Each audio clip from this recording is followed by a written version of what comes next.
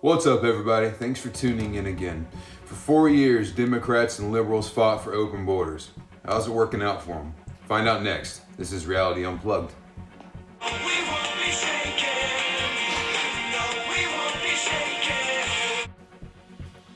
What's up, everybody, and thanks for tuning in again. I want to talk about one of the hottest stories that is going on today in Washington and in the media, and both sides are jumping all over this, and neither one seems to be able to agree.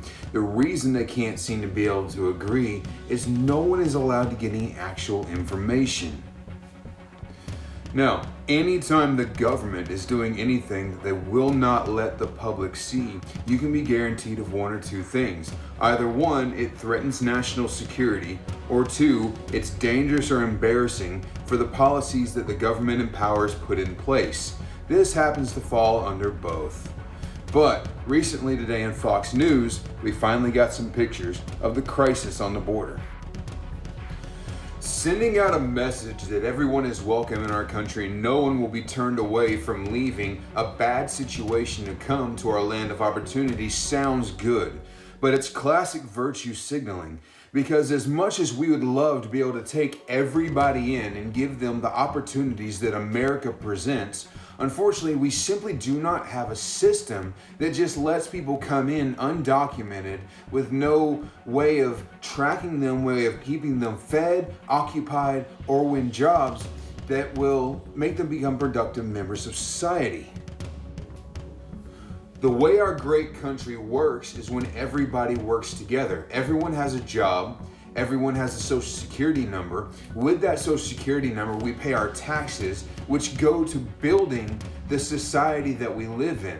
Now, when you let a bunch of people in undocumented and illegal, they go and they get jobs, but their taxes don't get tracked. They're not documented right. They're not censused right. So funds go places where they're not supposed to go, or where they're not needed, or they don't go where they are supposed to go and where they are needed. Not only that, but as you can see in the pictures, we don't have the resources to even house these people while we're trying to get them ready to come into our great nation. That is why our President Donald Trump had the stay in Mexico order. That way you can go ahead and file to come into America, but you don't have to sit in these weird cramped containment camps while you're waiting for authorization to come through by a bunch of people that are really just overstressed and overworked.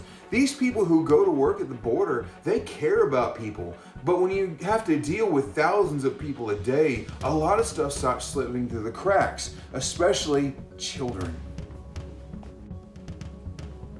Homeland Security Director has come out and said that they were pushing families back, but they weren't going to drop illegal children coming out across, because it is not who we are to put these people out in the middle of the Mexican desert.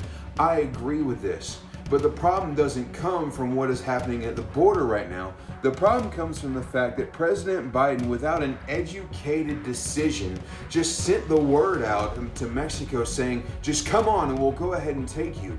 Well, it's kind of cruel when you tell these people they can just come into the country and then they're met at the border getting sent back, and you have children that have one or two options: to be separated from their mother and father, or to be turned out into the Mexican desert. Democratic officials such as Nancy Pelosi obviously take no responsibility for the situation at the border, instead choosing to blame the previous administration for dismantling what they called humane ways to let people across. Now, this is not true. There was never a humane way for illegal immigrants to come in. It has always been dangerous, and that is why it is illegal. That is why there has been a border. It's not because we're mean. It's because it was dangerous for these people to try to cross into the border that way. There's people that would take such advantage of them, kill them, murder them. They'd never make it to a good place in America to get those opportunities. They'd be taken in human trafficking or shipped off and sold or killed for body parts. But instead of saying, we need to fix this, we're looking at it, why don't you go in and take pictures so you can get the American people involved? They've shut it down because they're afraid of embarrassment, and they've said, well, it's all Donald Trump's fault. We are in a crisis at the border, and America is strong. We're going to get through it. Here's what the Democrats don't want to tell you. The crisis isn't for us. It's for the people stuck there that they've made false promises to. Which brings us to everyone's favorite segment. Everything liberal is racist. But Jason, how can open borders be racist? Let me tell you why open borders is racist. Right now we have what's called a port of entry, to where you can go and apply for asylum and for citizenship into the country. When you go through the proper channels, you're issued a social security number, which is registered in the American government, which qualifies you for all of the benefits of being an American citizen. It also qualifies you for opportunities in jobs and careers to where you can advance yourself and live the American dream.